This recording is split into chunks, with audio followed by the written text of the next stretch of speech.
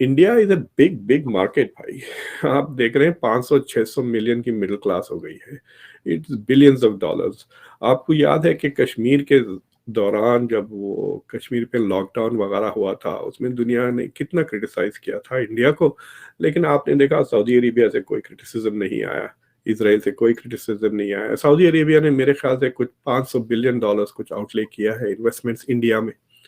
और अगर वो इन्वेस्टमेंट सऊदी अरेबिया के इंडिया में हो जाते हैं तो और भी कम इंडिया की क्रिटिसिज्म होगी मिडिल ईस्ट में, और इंडिया का इन्फ्लुएंस मिडिल ईस्ट में बढ़ जाएगा। क्योंकि यूं सोचिए कि आप अगर मेरे घर में 500 बिलियन डॉलर इन्वेस्ट करते हैं तो सोचिए मेरा इन्फ्लुएंस आप पे कितना बढ़ जाएगा, राइट। अब इंडिया का जो डायस्पोरा है अब अमेरिका में छा गया है, काफी उसका इन्फ्लुएंस होते जा रहा है, बढ़ते जा रहा है। मुझे लगता है कि अनकरीब कैबिनेट में भी आप देखने लगेंगे बड़े बड़े ओहदों पर इंडियन अमेरिकन के साथ बहुत अहम ताल्लुकात है। और अगर कमला हैरिस बन जाती है प्रेसिडेंट 2004 या 2008 में, तो you can see this will go further on. दूसरी चीज क्वाड की बात, मिडल ईस्ट का जहां तक सवाल है, तो ये इन्फ्लुएंस बढ़ रहा है। दूसरा है इंडियन डायस्पोरा भी काफी इन्फ्लुएंशियल हो गई है मिडल ईस्ट में। यूनाइटेड अरब एमिरेट्स में अगर आप दुबई में जाएंगे तो देखेंगे कि इंडियन मतलब उनकी इकोनॉमी, सबसे अमीर कम्युनिटी दुबई में इंडियंस की है, बिजनेसेस वाइज और अदरवाइज मैनेजमेंट में भी। तो इंडिया का इन्फ्लुएंस बढ़ते जा रहा है। और मुस्लिम मुल्क के आजकल ये जो इस्लामिक सॉलिडारिटी की बातें करते हैं ना, ये बहुत कमजोर हो गई है। मिसाल के तौर पे उइगर के मसले को लेकर चाइना के सपोर्ट में मुस्लिम मुल्कों ने ज्यादा सपोर्ट दिया चाइना को यूएन में बनिस्बते क्रिटिसिज्म के। आपके मुल्क में तो नजर भी नहीं आता उइगर के ऊपर, जिसमें लाइक पाकिस्तान का लाइक इंटरनेट ब्लॉक हुआ हुआ है, ऐसा लगता कि उइगर का कोई मसला ही नहीं है, मुझे नहीं पता कहते Imran Khan, I don't know what's going on there, I have not been informed. तो इस तरह तो साफ नजर आ जाता है कि मुल्कों की जो इकोनॉमिक और सिक्योरिटी इंटरेस्ट है वो इस्लामिक सॉलिडारिटी से बहुत मजबूत है। तो जहां तक के मिडल ईस्टर्न मुल्कों का है, इंडिया के साथ it is but natural. India is rapidly अभी पांचवी या छठी बड़ी इकोनॉमी है दुनिया की, और चंद करीब it will become the third biggest economy है, आप उससे परे भी रह नहीं सकते। So that is why I think India का इन्फ्लुएंस बढ़ते जाएगा। और जैसा जैसे अमेरिका थोड़ा सा वैक्यूम क्रिएट कर रहा है मिडिल ईस्ट में बाय बिकमिंग लेस एंगेज्ड, मुझे लगता है कि दूसरे मिड लेवल पावर्स को अपॉर्चुनिटी मिलेगी। तो आप मिडिल ईस्ट में ना सिर्फ इंडिया बल्कि चाइना और रशिया का भी रोल बढ़ते हुए देखेंगे। बिल्कुल ठीक कह रहे हैं आप कि ये जो इंडिया की जो प्रेजेंस है आइंदा आने वाले दिनों में अमेरिका के अंदर, वो जो एक कल्चरल एक्सेप्टेंस है वो बेसिकली बढ़ती जा रही है। अच्छा, एक डॉक्टर साहब आपसे सवाल ये करना चाहता हूँ कि पिछले कुछ अरसे से हमें ये पता चला है कि अमेरिका जो है वो दूसरे ममालिक को पहले ह्यूमन राइट्स पे लेक्चर देता था, अब नहीं दे सकता। इस हवाले से इंडिया पे भी देखा गया है कि फॉर एग्जांपल इंडियन गवर्नमेंट ने ये कहा कि जी अगर यूएस स्टेट डिपार्टमेंट हमें कंट्री ऑफ पर्टिकुलर कंसर्न पर डालेगा रिलीजियस फ्रीडम पे, तो हम उन लोगों को पाक इंडिया का वीजा ही नहीं देंगे। तो क्या आप समझते हैं कि इंडिया के ऊपर इंडिया को अमेरिका जो है उस तरह रिलीजियस फ्रीडम पे आप बात नहीं कर सकता, बल्कि चीन भी स्नब कर देता है? तो ये किस हद तक जो एक फॉरेन पॉलिसी टूल हुआ करता था, अब आप समझते हैं कि this is not part of the American foreign policy tool box? देखिए ये जो आप जिक्र कर रहे हैं वो, first of all it's suppose to be an independent commission, United States commission on international religious freedom, USCIRF. पिछले 2 साल से उनकी रिपोर्ट्स में उन्होंने रेकमेंड किया है कि state department should identify India as a country of particular concern, CPC की। तो उस तो इंडिया के पास से तो काफी क्रिटिसिज्म आया। दो चीजें हो चुकी है। एक कि it is not a very influential tool. मतलब आपको पता है कई साल से Pakistan is listed as a CPC country, Saudi yes. Arabia is also listed, China is also listed. कुछ असर तो नहीं हो रहा है उनके पॉलिसीज वगैरह में, जिन पॉलिसीज के वजह से सीपीसी का उन पे कैटेगराइजेशन लगाया गया वो नहीं बदले। तो basically white house can simply ignore that. तो अगर इंडिया का सीपीसी भी लग जाता है तो it is not going to have any impact on India या अमेरिका इंडियन रिलेशंस।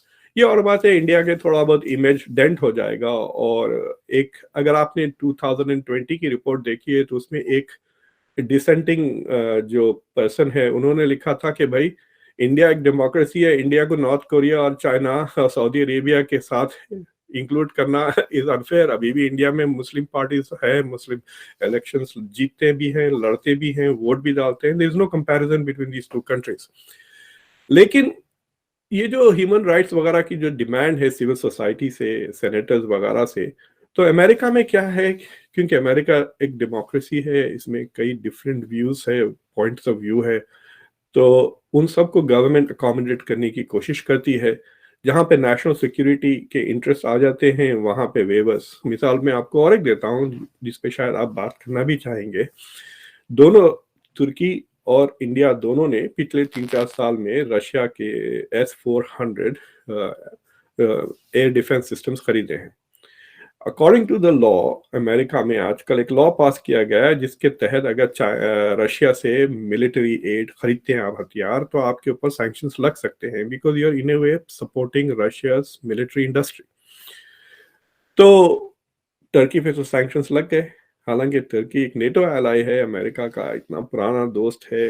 टर्की में अमेरिका के जो यूरोप में जो अमेरिका के न्यूक्लियर वेपन स्टेशन है वो तुर्की में है। उसके बावजूद तुर्की पे सैंक्शंस लगे। इंडिया ने भी वही हरकत की 2018 में। टर्की ने $2.5 बिलियन के हथियार खरीदे रशिया से, इंडिया ने $5.5 बिलियन के S-400 खरीदे जो अभी डिलीवर हो गए। इंडिया के ऊपर अभी तक सैंक्शंस वगैरह उस पर नहीं लगे। So clearly national security weavers आते रहेंगे। That is an indication of the growing strength of US need for India. India की जो जरूरत है अमेरिका को, उसका आप देख सकते हैं ये नतीजा। तो ये जो इंडो पैसिफिक स्ट्रैटेजी जो डेवलप की है अमेरिका में, उसमें इंडिया का एक बहुत इंपॉर्टेंट रोल है। और वो जो 4 मुल्क हैं उसमें इंडिया, अमेरिका, जापान और ऑस्ट्रेलिया, ये चारों डेमोक्रेसीज हैं और इसमें 2 न्यूक्लियर पावर्स हैं। तो बेसिकली ये चाइना को डोमिनेट या एटलीस्ट कंटेन करने की कोशिश करेंगे। तो ये जो पॉलिसी डोनाल्ड ट्रंप की, अगर आप उनकी वेबसाइट व्हाइट हाउस पे अगर आप जाएं और 2018 नेशनल सिक्योरिटी की जो स्ट्रैटेजी थी डोनाल्ड ट्रंप की, वो एक ही उन्होंने छापी थी, उसमें ये काफी इंपॉर्टेंस दिए थे। और वही लैंग्वेज और वही स्ट्रैटेजी अब जो बाइडेन भी इस्तेमाल कर रहे हैं। You can see that there is no fundamental change. ये और बात है कि डेमोक्रेट्स थोड़ा बहुत ह्यूमन राइट्स पे ज़्यादा तवज्जो देते हैं बनिस्बत रिपब्लिकन्स के। और इसलिए जब नरेंद्र मोदी यहाँ आए थे UN कन्वेंशन के लिए, एक तो ये चीज़ गौर करना चाहिए कि बहुत कम लीडर से मुलाकात हुई, सिर्फ नरेंद्र मोदी से हुई। मेरे ख्याल से इमरान खान लास्ट मिनट पे आए भी नहीं शायद।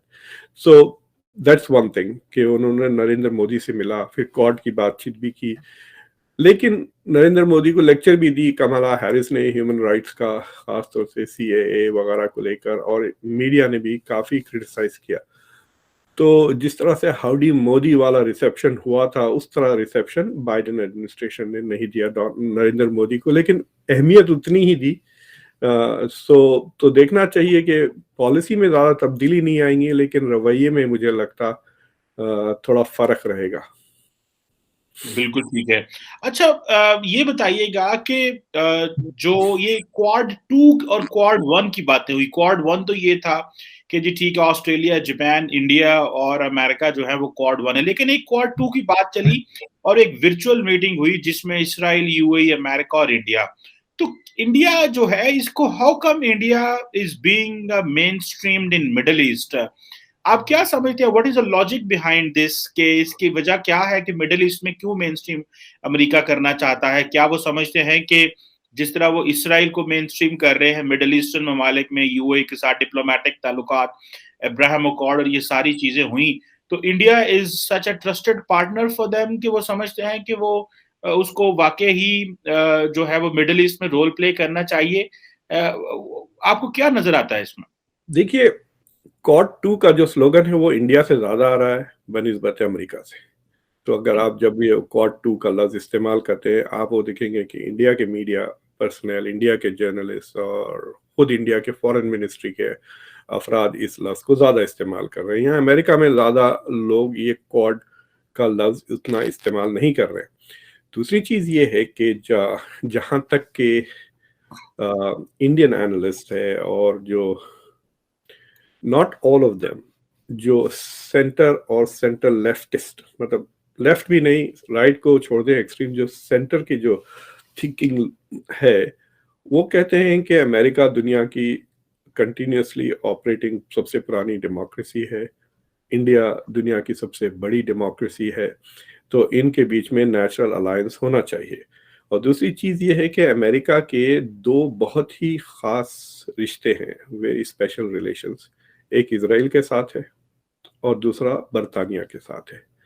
تو انڈیا وہ درجہ حاصل کرنا چاہتا ہے کہ ایٹ لیسٹ یہ جو طبقہ ہے جس کا میں ذکر کر رہا ہوں، کہ انڈیا کا ریلیشنز امریکہ کے ساتھ اتنا ہی اسپیشل ہو جائے جتنا برطانیہ کا اور اسرائیل کا ہے۔